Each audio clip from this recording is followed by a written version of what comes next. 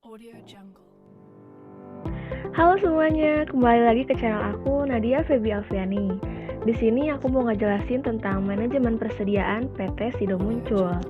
Sebelumnya, perkenalkan nih, aku Nadia Febi Alfiani, mahasiswi Pendidikan Akuntansi Angkatan 2019 FPEB UPI. Audio Jungle.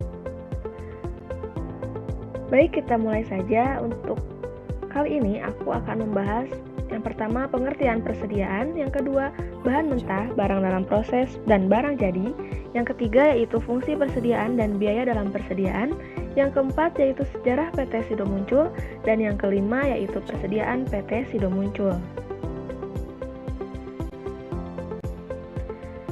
Nah, untuk yang pertama yaitu ada pengertian persediaan. Pengertian persediaan menurut Kasmir adalah sejumlah barang yang harus disediakan oleh perusahaan pada suatu tempat tertentu. Artinya, adanya sejumlah barang yang disediakan perusahaan guna memenuhi kebutuhan produksi atau penjualan barang dagangan. Sedangkan tempat tertentu dapat berupa gudang sendiri atau gudang pada perusahaan lain atau melalui pesanan yang pada saat dibutuhkan dengan harga yang telah disepakati dapat disediakan. Bagi perusahaan dagang, dengan adanya persediaan akan memperlancar setiap pesanan yang sudah disepakati. Artinya, pesanan dari pelanggan akan dapat disediakan tepat waktu. Lebih dari itu, ketidakmampuan menyediakan barang yang sudah dipesan sesuai waktunya akan mengakibatkan hilangnya kepercayaan pelanggan, dan bukan tidak mungkin akibatnya pelanggan akan beralih ke perusahaan lainnya. Baik, untuk yang selanjutnya yaitu ada bahan mentah, barang dalam proses, dan barang jadi. Yang pertama yaitu bahan mentah. Bahan baku atau materials inventory atau sering disebut dengan bahan mentah merupakan bahan yang akan dimasukkan dalam proses produksi pertama kali. Hasil dari proses ini dapat berbentuk barang setengah jadi atau barang jadi. Dan yang kedua yaitu ada barang dalam proses. Karakteristiknya dari barang dalam proses diantaranya suatu bentuk peningkatan nilai. Nilainya tergantung kepada nilai bahan baku, biaya tenaga kerja, lamanya, dan tingkat kerumitan proses produksi, dan merupakan komponen persediaan yang tidak liquid.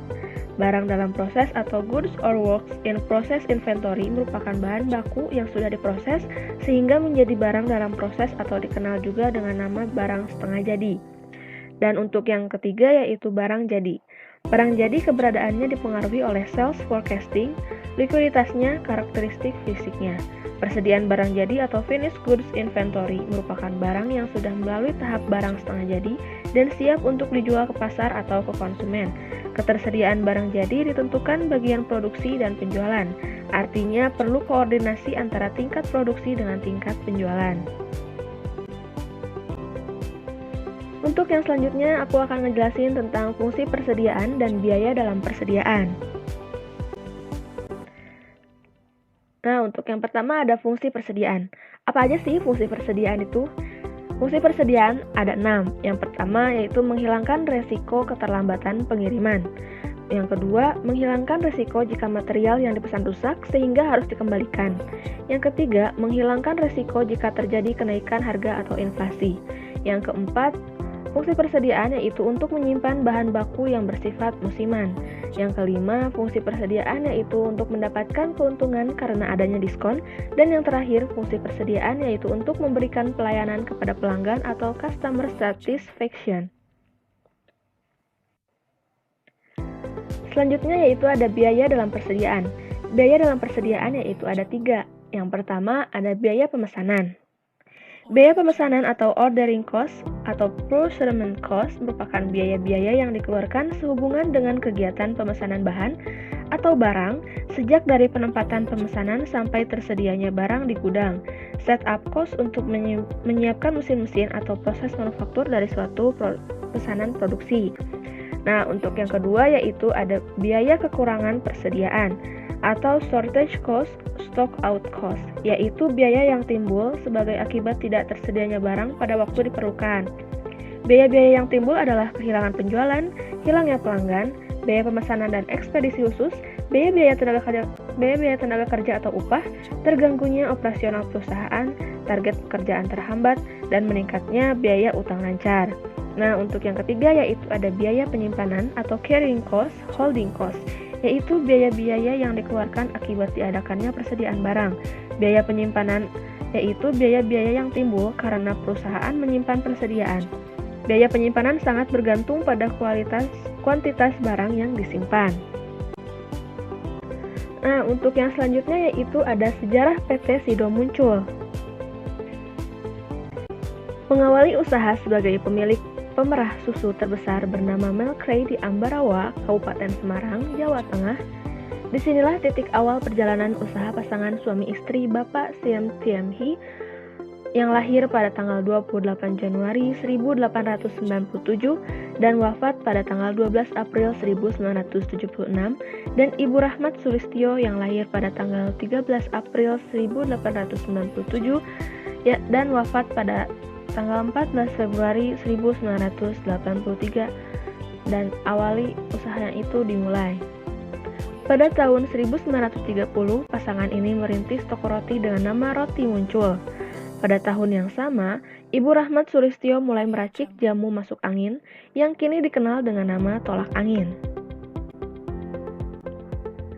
Pada tahun 1935, berbekal kemahiran Ibu Rahmat atau Go Jingmyo dalam mengolah jamu dan rempah-rempah, pasangan ini memutuskan membuka usaha jamu di Yogyakarta. Pada tahun 1940, tolak angin dalam bentuk godokan mulai dipasarkan, atau tolak angin dalam bentuk kemasan tetapi harus diolah terlebih dahulu oleh para pembeli.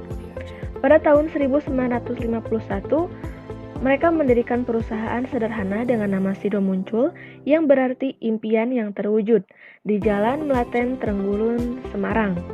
Dan untuk tahun 1975 dibentuklah perseroan terbatas dengan nama PT Industri dan Farmasi Sido Muncul. Nah, untuk yang selanjutnya, aku akan ngejelasin tentang persediaan PT Sido Muncul.